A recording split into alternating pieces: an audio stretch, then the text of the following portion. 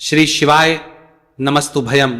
दोस्तों, आप सभी लोग जानते हैं कि 19 अक्टूबर 2025 यानी रविवार को पड़ रही है। रविवार नरक चतुर्दशी व्रत जो बहुत ही खास है। और दोस्तों, ये वो चतुर्दशी है जो कि कार्तिक महीने में रविवार को पड़ रही है।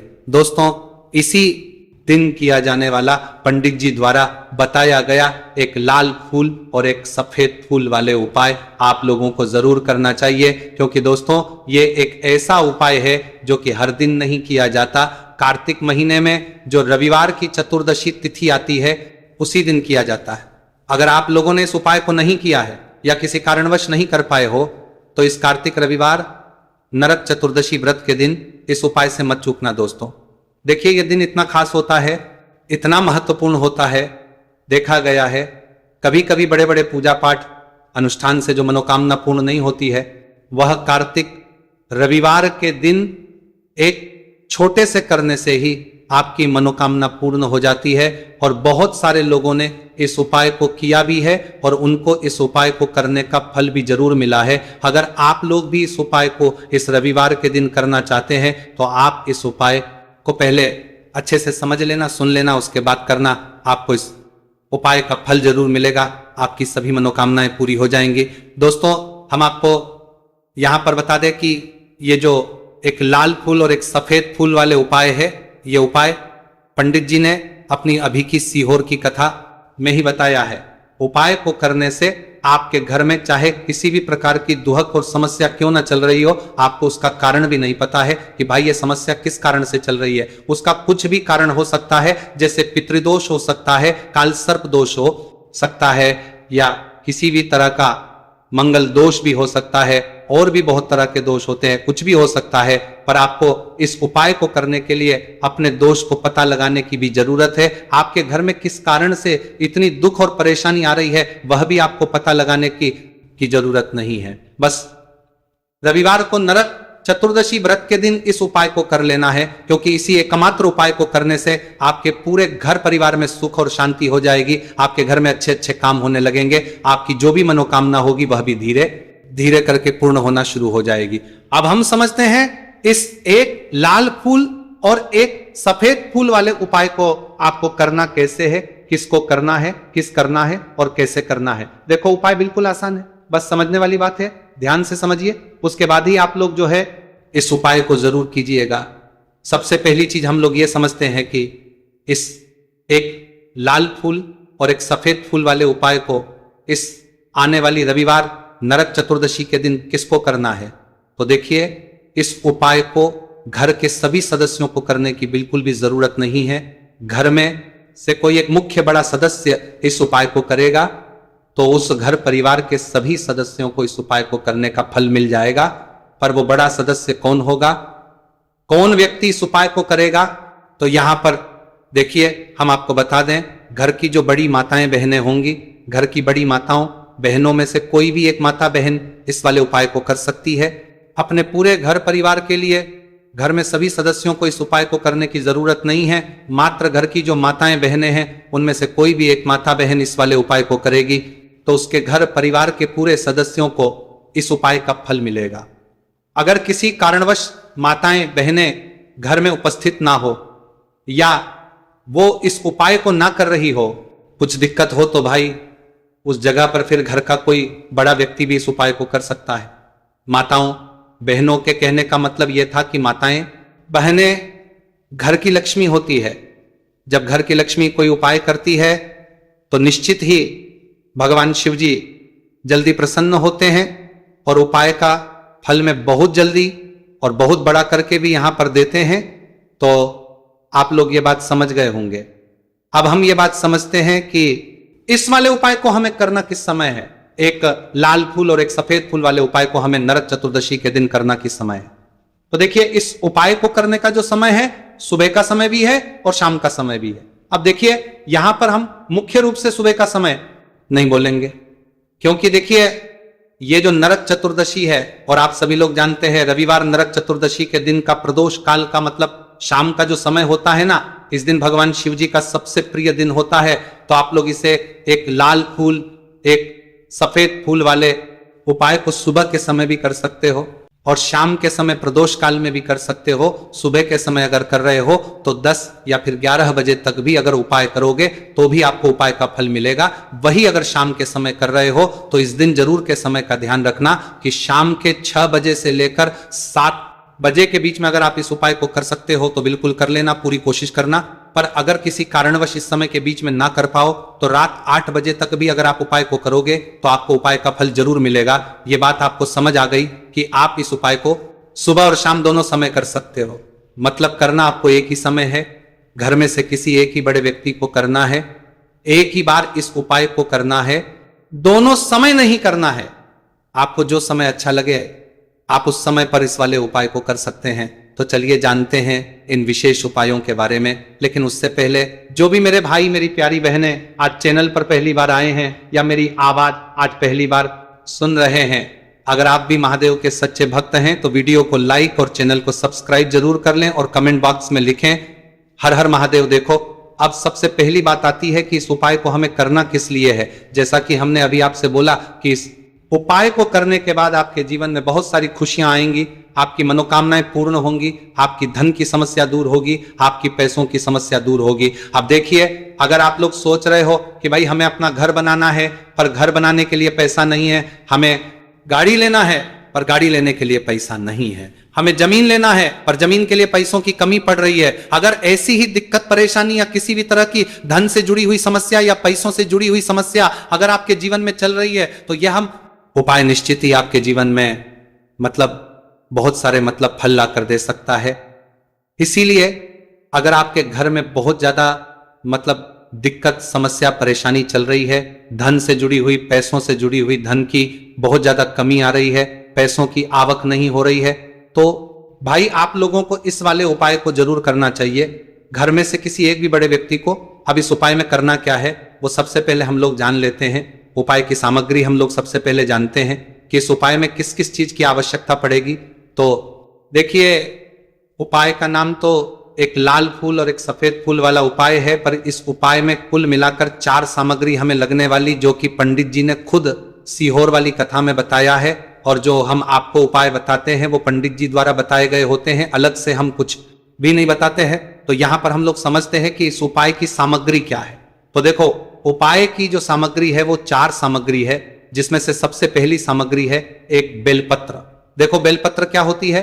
बेलपत्र जो शिव की शिवलिंग पर चढ़ती है। दूसरी चीज है एक शमी पत्र, शमीप्र शिवलिंग पर ही चढ़ता है। तीसरी चीज है दोस्तों एक लाल फूल, उपाय का नाम है। तो एक यहां पर आपको लाल फूल लेना है। अब ये लाल फूल कौन सा लेना है? देखो, शिवलिंग के ऊपर जो लाल फूल चढ़ता हो उनमें से कोई भी एक लाल फूल पसंद कर लेना और वो कहीं से तोड़कर या कहीं से खरीद कर लेकर आना और उस लाल फूल को उपाय में प्रयोग कर लेना। उसके बाद में एक सफेद फूल का विशेष रूप से ध्यान रखना। जो सफेद फूल शिवलिंग पर चढ़ता हो सिर्फ वही सफेद फूल लेकर आना, इसके अलावा कुछ मत लेकर आना, लेकिन केतकी का मत लेना। तो एक एक मात्रा में ही आपको ये 4 सामग्री चाहिए, एक बेलपत्र, एक शमी पत्र, एक लाल फूल और एक सफेद फूल। ये 4 सामग्री आप लोग तैयार करके रख लें। प्रदोष काल में या सुबह के समय जब भी आप इस उपाय को कर रहे हैं, जैसे ही आपके उपाय की सामग्री तैयार हो जाती है तो क्या हम सीधा उपाय को करने के लिए इन 4 सामग्री को उपाय करने के लिए जा सकते हैं? नहीं। तो यहां पर आपको इस बात का ध्यान रखना है कि हम भगवान शिव जी को प्रसन्न करने के लिए तो जा रहे हैं, हम अपनी मनोकामना को पूर्ण करवाने के लिए तो जा रहे हैं, पर हमें यह दर्शाना बिल्कुल भी नहीं है कि हम सिर्फ अपने फायदे के लिए भगवान शिव जी के मंदिर में आए हैं। इसीलिए हम इस उपाय को करने के साथ साथ में भगवान शिव जी की पूजन अर्चना के लिए कुछ सामग्री भी जरूर लेकर जाएंगे। जैसे कि सुबह समय अगर आप उपाय को कर रहे हो इस एक लाल फूल और एक सफेद फूल वाले उपाय को, तो भाई सुबह के समय आपको एक लौटा जल लेकर जाना है। जो लोग प्रतिदिन शिव जी के मंदिर जाते हैं, पूजन अर्चना करते हैं, जल चढ़ाते हैं, फूल बेल पत्र सब कुछ चढ़ाते हैं, भाई वो अपनी पूजन अर्चना वैसी की वैसी ही करना। बाकी जो सिर्फ उपाय को करने के लिए जा रहा है, जो कुछ भी लेकर नहीं जा रहा है, उसे कम से कम एक लौटा जल अपने घर से भरकर लेकर जाना अगर आप उपाय को कर रहे हो, है ना। क्योंकि इस वाले उपाय को आप भगवान शिव जी की पूजन अर्चना करने के बाद ही करना। वहीं अगर बात करें शाम के समय की, अगर कोई व्यक्ति शाम के समय प्रदोष काल में इस वाले उपाय को कर रहा है तो भाई आपको मात्र एक घी का दीपक तैयार करना है। ये बात हम हमेशा बोलते हैं, शाम के समय प्रदोष काल में कोई कर रहे हो ना तो दीपक का विशेष महत्व होता है। रविवार नरक चतुर्दशी दिन का प्रदोष काल में जो भी व्यक्ति दीपक जलाता है ना भगवान शिव जी के मंदिर में, भाई उसके जीवन से सारी दुख और परेशानियां भी दूर होती है।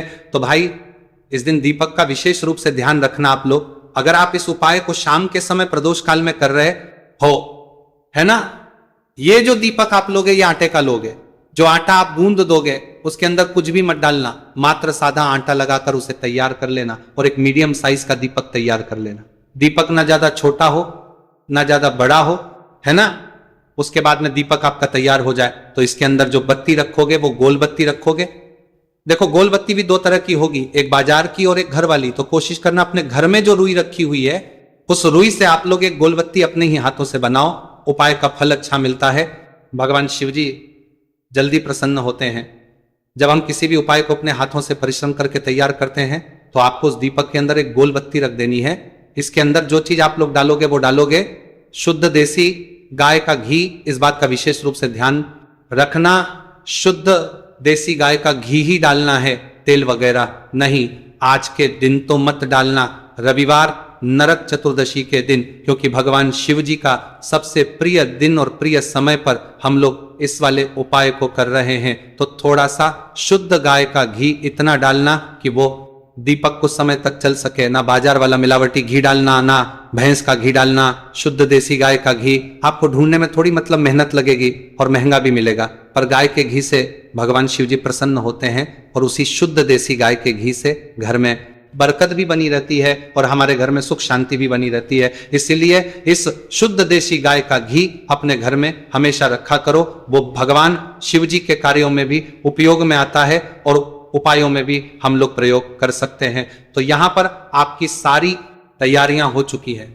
उपाय को करते समय शुद्धता का विशेष रूप से ध्यान रखिएगा। सुबह कर रहे हो तो भाई सुबह तो आपको स्नान करना ही करना है। बाकी शाम को कर रहे हो तो शाम को मात्र हाथ मुंह धोकर भी आप लोग इस वाले उपाय को कर सकते हो, कोई दिक्कत वाली बात नहीं है भाई। उपाय की पूरी सामग्री तैयार कर और पूजन सामग्री लेकर आपको भगवान शिव जी के मंदिर पहुंचना है, जो आपके घर के पास में हो, जहां पर शिवलिंग विराजित हो, शिवालय हो, वहां पर आप लोगों को पहुंचना है। और जैसे ही आप भगवान शिव जी के मंदिर में पहुंचते हो वहां जाकर ही उपाय शुरू नहीं करना है। पहले आपको भगवान शिव जी की पूजन अर्चना करना है। पूजन अर्चना कैसे करोगे? सुबह के समय गए हो तो एक लौटा जल वगैरह जो भी पूजन सामग्री लेकर गए हो उससे पहले पूजन सामग्री आप लोग मतलब पूजन भगवान शिव जी की कर लो। जो व्यक्ति सिर्फ एक लोटा जल लेकर गए हैं वो शिव जी के शिवलिंग पर मात्र एक लोटा जल एक धारा से धीरे धीरे करके चढ़ा लो। अपनी पूजन अर्चना आप लोग जो है पूरी कर लो पहले। उसी के बाद अगर आप शाम के समय कर रहे हो तो पहले जाकर बैठना है। भगवान शिव जी के शिवलिंग के पास में आप जो दीपक तैयार करके लेकर आए हो उस दीपक को पहले जलाना है। ये जो दीपक आप लोग जलाओगे ना, ये किसी और की माचिस से मत जला, अपनी ही माचिस अपने ही घर से लेकर आना और इस दीपक को अपने ही माचिस से जलाना। अगर आपने मंदिर की माचिस या किसी और की माचिस ले ली इस उपाय को करने में, इस उपाय का फल उस व्यक्ति को भी बहुत मिल जाएगा। इस बात का ध्यान रखना, अपने घर से अपनी ही माचिस लेकर जाना और इस दीपक को जलाना। दीपक को जलाने के बाद भगवान शिव जी की शिवलिंग के पास में रख देना। शिवलिंग के इतना पास में मत रखना कि शिव जी को आंच लगे, थोड़ी सी दूरी बनाकर ही जो है इस दीपक को शिवलिंग के पास में आप लोग रख दीजिएगा।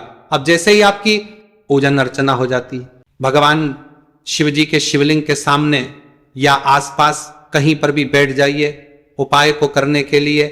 और उपाय को करने से पहले आप लोग अपनी वो चारों पूजन सामग्री निकाल लीजिए।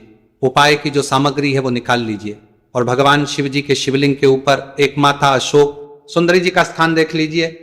माता सुंदर जी का जो स्थान होता है वो जलाधारी के ऊपर होता है, जलाधारी के बिल्कुल बीचों बीच में होता है। आप लोगों ने देखा भी होगा शिवलिंग की जलाधारी होती है। जलाधारी के बिल्कुल बीचों बीच का जो स्थान होगा वो माता अशोक सुंदर जी का स्थान होगा, क्योंकि यहीं पर हमें ये जो है उपाय को करना है। सबसे पहली चीज, अब हम उपाय को करना शुरू करते हैं। आप सबसे पहले अपनी एक बेल पत्र उठा लो। एक बेल पत्र को आपको माता अशोक सुंदरी जी वाले स्थान पर सबसे पहले समर्पित करना है। बेल पत्र की डंडी का मुख होगा जलाधारी की तरफ, जहां से जल बहता है और नीचे गिरता है, और बीच वाली बड़ी पत्ती का मुख मतलब शिवलिंग की तरफ होगा।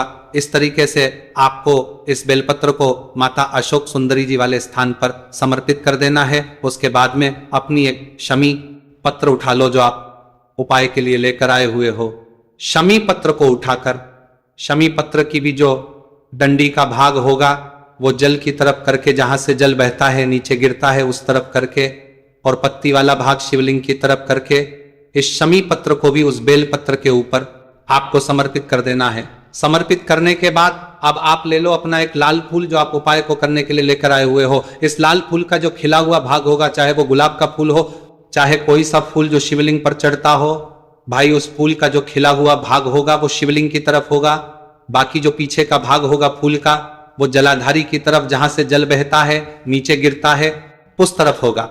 और आखिरी में आपका जो एक सफेद फूल बचा हुआ है, इस सफेद फूल को भी आपको लेना है, और सफेद फूल का जो खिला हुआ भाग होगा वो शिवलिंग की तरफ होगा, जहां पर शिवलिंग रखा हुआ है उस तरफ होगा, और डंडी का भाग जलाधारी के पीछे की तरफ हो जाएगा। मतलब जो जहां से जल बहता है और नीचे गिरता है, जब आप एक बेलपत्र, एक शमी पत्र और एक लाल फूल, एक सफेद फूल चढ़ा रहे हो, तो उस समय आप लोगों को कांता भगवान या कांता चक्र का नाम लेते हुए ही जो है इस उपाय को करना है, और भगवान शिवजी और नारायण जी का स्मरण करते हुए ही इस उपाय को आपको करना है। तो जब भी आप एक बेलपत्र, एक शमी पत्र, एक लाल फूल और एक कमी हो रही है, जो भी दुख और समस्या परेशानी चल रही हो, आपको अपनी वह दुख और जो है भगवान शिवजी से उपाय को पूरा करने के बाद वहीं पर पास में बैठकर बोल देना है, हाथ जोड़ के आंखें बंद करके अपनी परेशानी और श्री शिवाय नमस्तुभयम का जाप करना है। दोस्तों, आज हमने इस वीडियो में कुछ उपाय बताए हैं जो आपको करने। अगर आपको वीडियो अच्छी लगी हो तो वीडियो को 1 लाइक और चैनल को सब्सक्राइब जरूर करें। हर हर महादेव।